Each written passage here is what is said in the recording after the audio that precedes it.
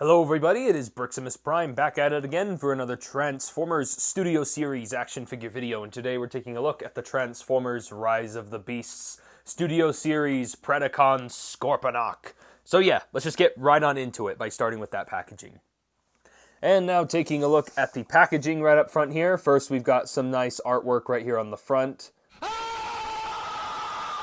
That is very creepy. And it's got the Predacon Scorponok right there. Nice to know there were some Predacons in the movie. He's number 107, Transformers, Rise of the Beasts.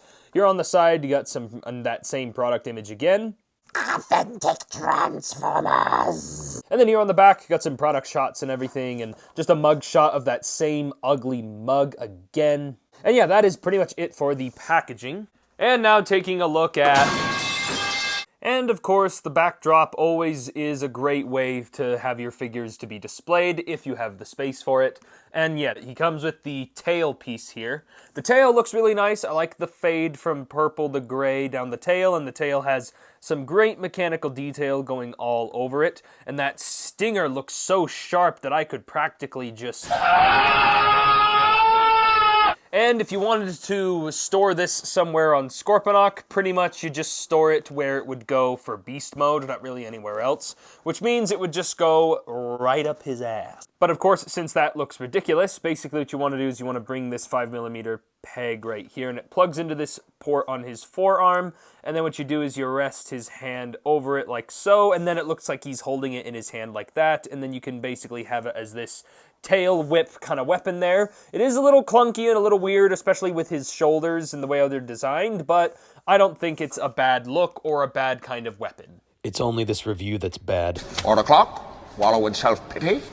And now taking a look at Scorponok's head sculpt here. I really love the way how his head sculpt looks, and I definitely can see some of the design elements in this head that were present within the Michael Bay live-action Scorponok, but I also can see a bit of the design elements between this one and the Beast Wars cartoon character. And overall, the color scheme also kind of invokes that original cartoon character as well. What with the gray, the purple, and those little bits of gold accents, definitely makes this guy feel like a proper Beast Wars live-action homage, while also blending ideas from the Bayverse. And hey, I'll stand by the Bayverse. Not all the Bayverse is bad.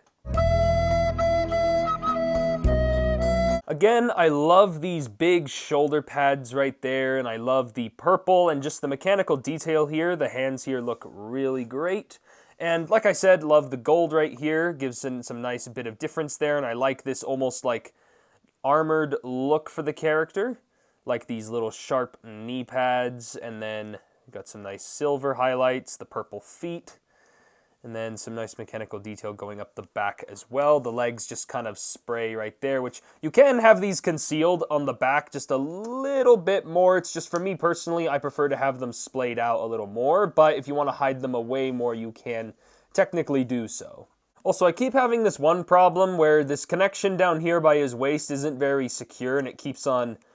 Horrible. It does click, but for some reason it just pops right out really easily, but it's not that big of a problem. I mean, the rest of the figure is also really great. It especially doesn't hinder me that much in posing the figure. And getting into that posability, first off, he has a ball joint here at the head, but because it's on a weird angle, he kind of does that weird, like, head tilting thing, like how a German Shepherd would.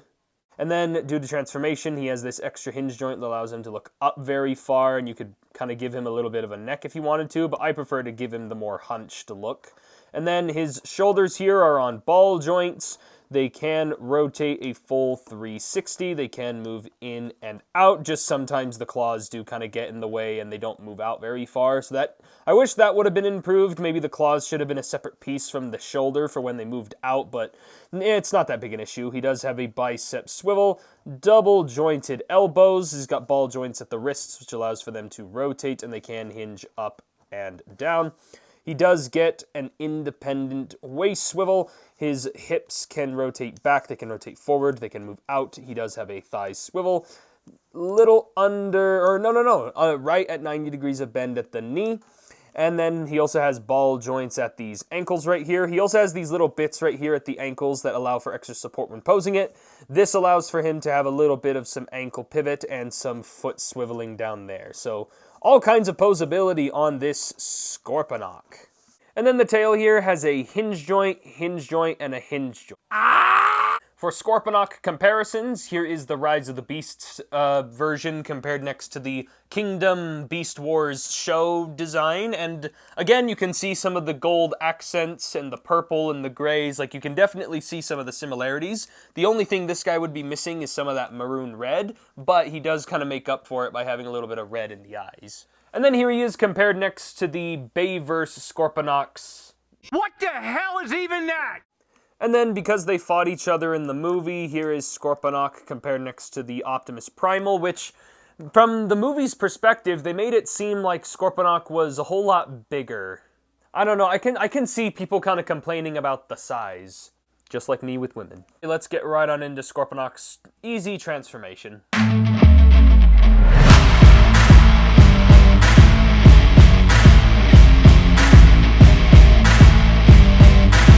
And here's now taking a look at Scorponok's Scorpion mode. It is a little unsettling that it's literally just his robot mode head that's the Scorpion head, but like I said before, it does invoke the design of the movie, of the Bayverse movie design, so it doesn't look too out of place on here.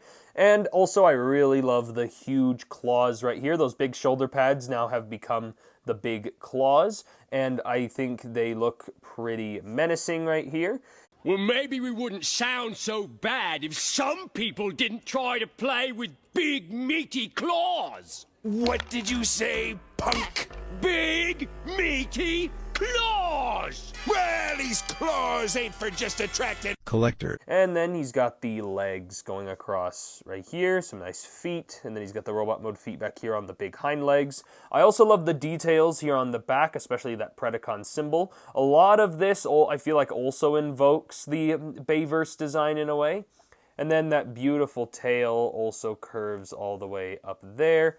And then, like I said, all the legs and everything are all splayed out, and the bottom isn't really much to look at, and honestly, I think this guy does a really good job with kibble management. I mean, unless you consider the head a piece of kibble, because it transfers from both modes. It's nice just to confirm and to, be absolutely certain that there was at least one Predacon in the movie.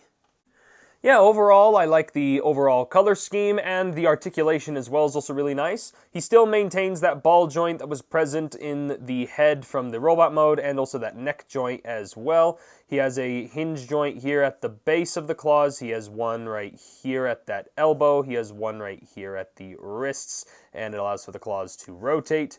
These front legs, all they can really do is just rotate. That's about it. These ones can't really do anything. And then these ones are static at the base, but they do have a ball joint right here, which allows them to swivel. And then the ball joints at the feet, as previously mentioned. And then the tail just has a hinge joint, hinge joint. And also, because the Scorpion mode is just the robot mode, but laying down and it's more splayed outwards, his mask kind of makes him come across as a little bit bigger, in a way. So, moving on to comparisons, here's Rise of the Beasts Scorponok next to the Kingdom Beast Wars Scorponok. And you can definitely see how this guy is based on this guy. Here he is compared next to the Bayverse Scorponok in his proper Scorpion mode. And then here he is next to the Studio Series Optimus Primal. Like I said before, because he's in his Scorpion mode, this now feels a whole lot better of a comparison. It's just in robot mode, it feels like he gets bigger and he shrinks down more, and so the size difference just seems kind of strange though. But it does show you that this guy really has balls of steel if he's taking on this guy. I am directly below the enemy scrotum. And that's pretty much it for my review on the Rise of the Beasts Scorponok. And yeah, he's actually a really good figure. I was already looking forward to him from the get-go, and after getting him in hand, my biggest issue is the shoulders are a little bit hindered, and I wish that they We're able to move outward more because then it would allow me to get a lot more poses, especially when the tail is attached. It would allow for a lot more a variety of tail poses. Yeah, the beast mode's great. I like how it's a whole lot bigger. The tail is definitely really impressive, and I think the legs are also pretty consistent actually, and the claws obviously are like one of the biggest highlights. And the color scheme, I love how it invokes that original Beast Wars figure, and it shows you that they definitely showed off a lot. They definitely referenced a lot of the original source material, even though you probably couldn't see it very well in the final movie. But overall, I really like this figure, and I give him a very solid 8 out of 10. So yeah, that is basically it for my review on the Rise of the Beasts Studio Series Scorponok. If you guys liked this video, give me a like on the video, comment below what you guys think, subscribe to the channel for more Transformers and action figure videos, and I will definitely catch you guys next time.